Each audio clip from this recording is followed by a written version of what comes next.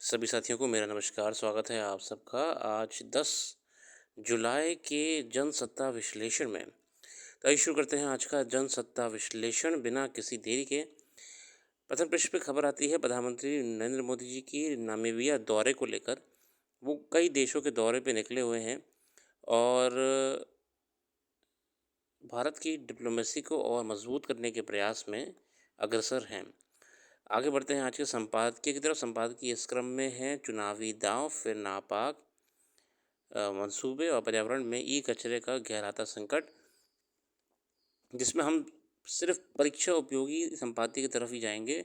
तो है पर्यावरण में ई कचरे का गहराता संकट, यानी कि ई वेस्ट, जो कि अभी वर्तमान में पृथ्वी के लिए बहुत बड़ा संकट बन चुका है।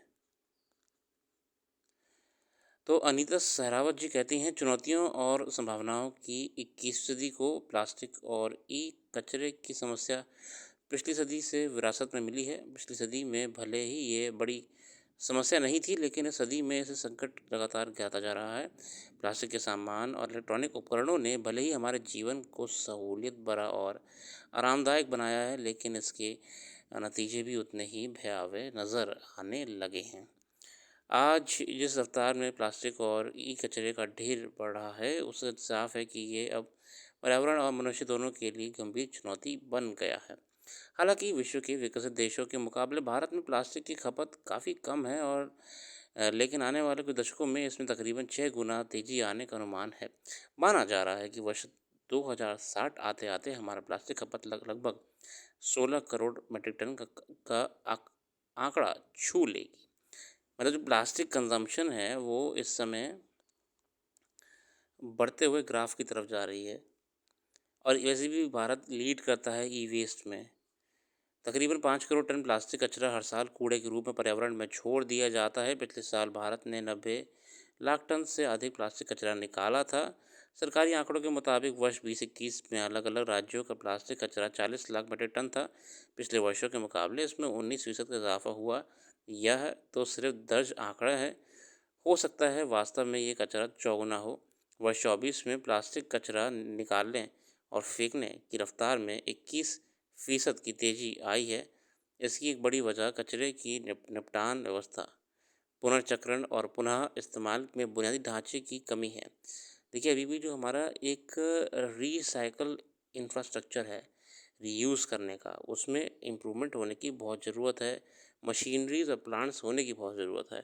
वर्ष 22 में देश भर से 30 से 50% प्लास्टिक को दोबारा उपयोग में लाने का लक्ष्य भले ही रखा गया हो, लेकिन एक बार इस्तेमाल प्लास्टिक को प्रतिबंधित करने और जुर्माने की व्यवस्था के बावजूद समस्या अभी तक जस की तस है।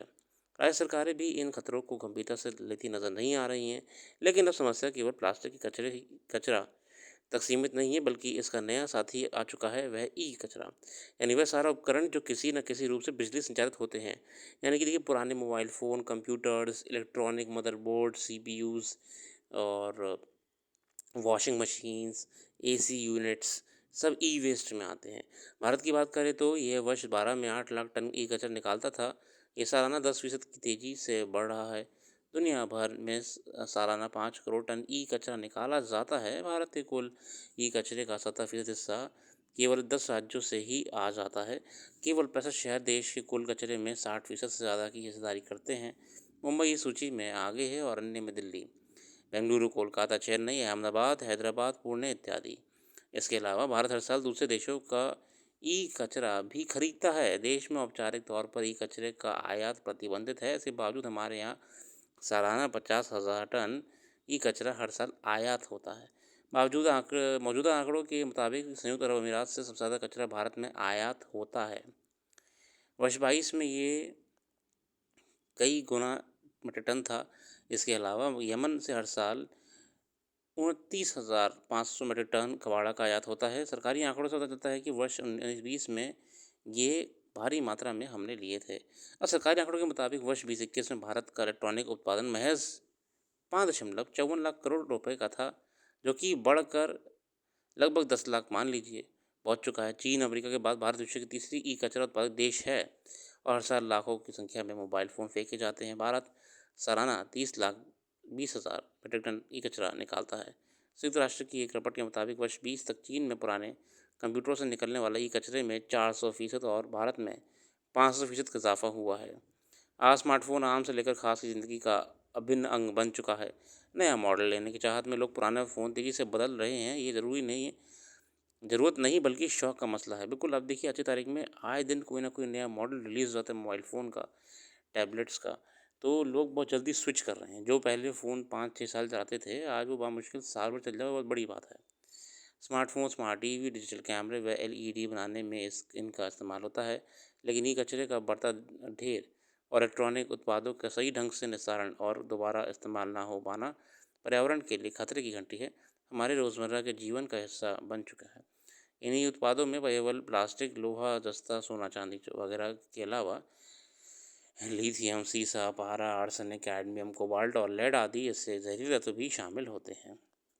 खराब होने के बाद इन्हें दोबारा इस्तेमाल के लिए तैयार करने से पहले इन धातुओं और तत्वों को अमली सफाई से अलग करना ज़रूरी है। बिल्कुल देखिए, अब इनको रीयूज़ करने के लिए या फिर इनको रिसाइकिल करने के लिए प्रॉपर ट्रीटमेंट के थ्रू ही ले जाना पड़ता है। इस समय बहुत ज़रूरत है समय रहते ही ई वेस्ट को कंट्रोल करने की और साथ ही साथ एक बढ़िया सा रीयूजेबल रिसाइक्लेबल इंफ्रास्ट्रक्चर पे काम करने की, जो कि भारत में बढ़ते कचरे को रोक पाए समय रहते। यही सब और करंट अफेयर्स आपको हमारी वेबसाइट पर भी मिल जाएगी। वेबसाइट पे जाके विज़िट कर सकते हैं, डिटेल में करंट अफेयर्स को और जानिएगा।